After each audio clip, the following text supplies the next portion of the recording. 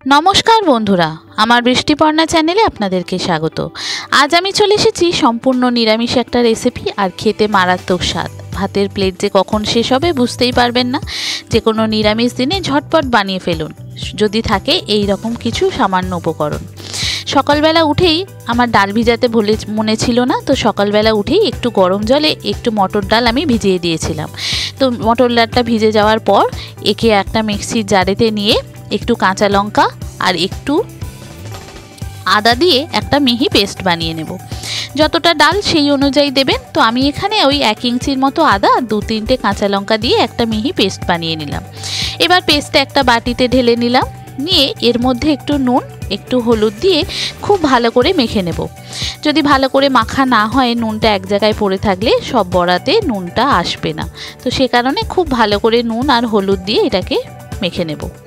বন্ধুরা, রেসিপিটি যদি ভালো লাগে তাহলে আমার চ্যানেল বৃষ্টিপর্ণাকে অবশ্যই সাবস্ক্রাইব ও ফলো করে দেবেন, আর পাশে থাকার বেল আইকনটি অন করে দেবেন। তাহলে ভিডিও আপলোডের সাথে সাথেই আপনাদের কাছে নোটিফিকেশান চলে যাবে ভিডিও আপলোডের।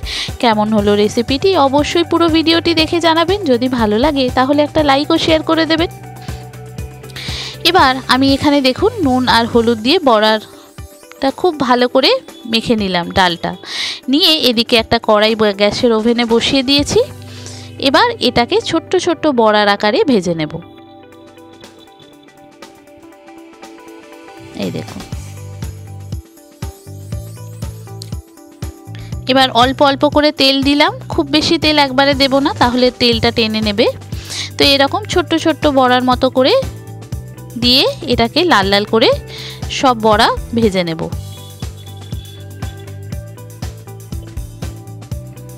যে কোনো নিরামিষ দিনে বানাতে পারেন অসম্ভব সুন্দর স্বাদের একটা রেসিপি। একবার খেলে মনে হবে বারবার এইভাবেই খাই। পেঁপে তো এমনিতে সচরাচর কেউ খেতে চায় না, কিন্তু পেঁপে একবার এইভাবে ট্রাই করে দেখবেন, একবার খেলে মনে হবে বারবার এইভাবেই খাই। এই দেখুন বড়াগুলোকে খুব ভালো করে একদম লাল লাল করে ভেজে তুলে নিলাম। এবার একটা ব্যাচে হয়নি, আমি আরও একটা ব্যাচে যতগুলো ছিল মোটামুটি সব কটা এইভাবেই ভেজে নিয়েছি।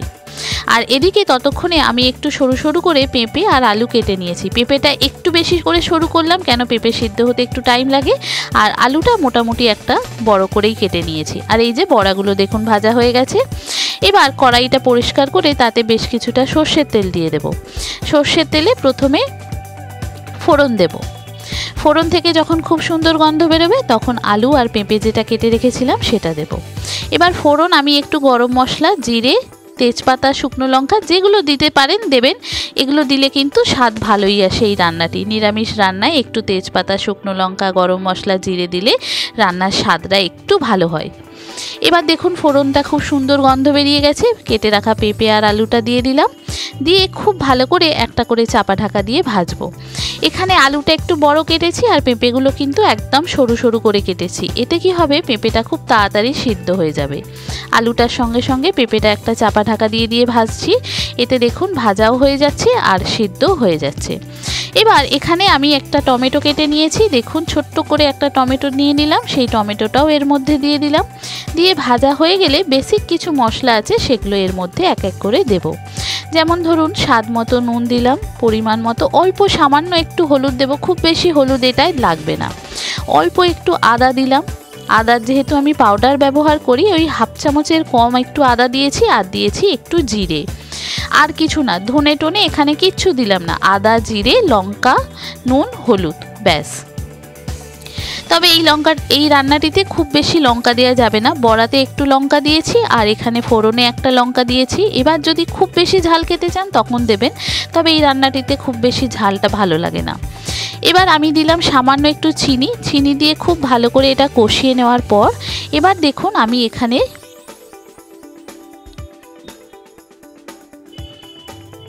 পরিমাণ মতো দুধ দেব।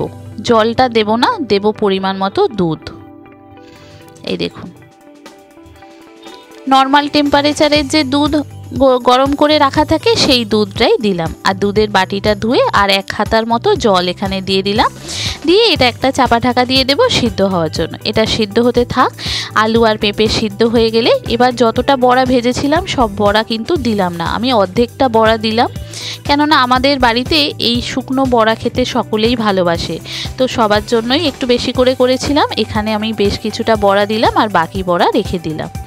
এবার এটা সিদ্ধ হতে থাক, বড়াটাও একটু ঝোলটা টানবে আর নুন ঝালটা একটু টেস্ট করব, তারপরে একদম মাখো মাখো হলে এটা নামাবো।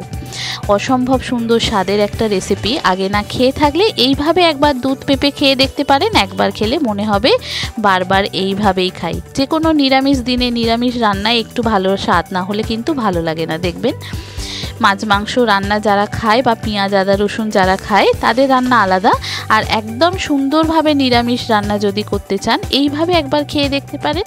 পেঁপে যারা খায় না তারাও কিন্তু পেঁপে এইভাবেই খেয়ে নেবে, একটুকু বুঝতে পারবে না যে পেঁপেটা কীরকম লাগছে। এবার দেখুন একদম গ্রেভিটা ঘন হয়ে গেছে, নুন ঝালটাও আমি কিন্তু টেস্ট করে নিয়েছি, পুরো সব ঠিক আছে। এবার আর গ্রেভিটা ঘন করব না, এবার নামিয়ে ফেলবো। এই দেখুন, দেখেছেন কত সুন্দর দেখতে লাগছে।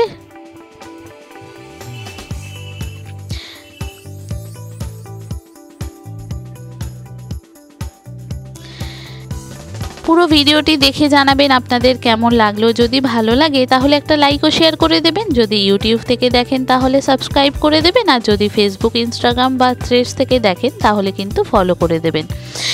কমেন্ট করতে ভুলবেন না যেন আপনাদের কেমন লাগলো। দেখেছেন কত সুন্দর দেখতে লাগছে। এই বড়াগুলো দুধে সিদ্ধ হওয়ার ফলে এর একটা আলাদা স্বাদ লাগছিল, কি বলবো আপনাদের। ভাতে নিরামিষ দিনে করেছিলাম আর এই একটি পদ দিয়েই কিন্তু খাওয়া হয়ে গেছে, এত ভালো লাগছিল। আর সবথেকে বেশি ভালো লাগছিল বড়াগুলো দুধের মধ্যে সিদ্ধ হয়েছে তো, আর ভিতরে দুধ একটা ব্যাপার চলে গেছে। আমি আপনাদের বলছি আমার এত ভালো লাগছে কি বলবো। যে কোনো নিরামিষ দিনে মাঝে মধ্যেই আমি এরকম রান্নাটি করে থাকি।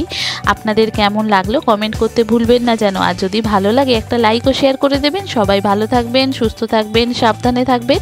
দেখা হবে পরের ভিডিওতে। আজকের মতো এখানেই টাটা। থ্যাংক ইউ বন্ধুরা।